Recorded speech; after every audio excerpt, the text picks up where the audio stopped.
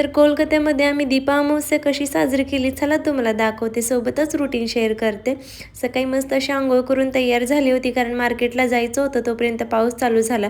मग काय मार्केटचं प्लॅनिंग कॅन्सल केलं आणि ब्लिंकिटवरूनच सगळं साहित्य ऑर्डर केलं. आता ही गुलाबाची फुले वगैरे ना अपेक्षेपेक्षा जास्त छान आली होती बरं का, कारण मला फुलांची रांगोळी काढायची होती, म्हणूनच मी जास्त असं ऑर्डर केलं होतं सगळं. आणि अभिरला मी झोपी घालवलं होतं, त्याच्यामुळेच एवढं निवांत काम चाललंय बरं का माझं.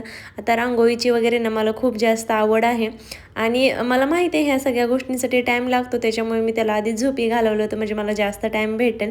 नंतर छान अशी रांगोळी वगैरे काढून घेतली आणि ना सगळा पसारा पडला होता बरं का, हे सगळं आधी क्लीन करून घेतलं.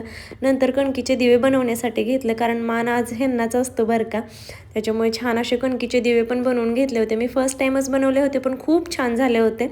नंतर अभिर उठला होता, त्याला थोडंसं घेतलं, खेळवलं आणि नंतर दिवे वगैरे लावून घेतले आणि छान अशी मी पण तयार झाली होती. आता हा ड्रेस ना मी आधी वेअर केला आहे बरं का, तरी पण आज घातला, कारण मला नंतर टाईमच भेटला नाही साडी वगैरे वेअर करण्यासाठी. आणि फायनल लुक असा काहीसा होता. आणि अभिर त्याच्यानंतर पण थोडासा झोपी गेला होता बरं का, त्याच्यामुळे त्याला मी नंतर औक्षण करायसाठी उठवलं, तर तो खूप जास्त चिडचिड करायला लागला. आणि घरी येताना ना अभिरचे पप्पा माझ्यासाठी ना खूप सारे गिफ्ट्स घेऊन आले होते. आता तुमच्यासोबत ना मी लवकरच शेअर करेन. चला आजच्यासाठी एवढंच होतं, भेटू नेक्स्ट ब्लॉगमध्ये. आणि तुम्हाला कशी वाटली माझी छोटीशी तयारी कमेंटमध्ये नक्की सांगा. Bye bye.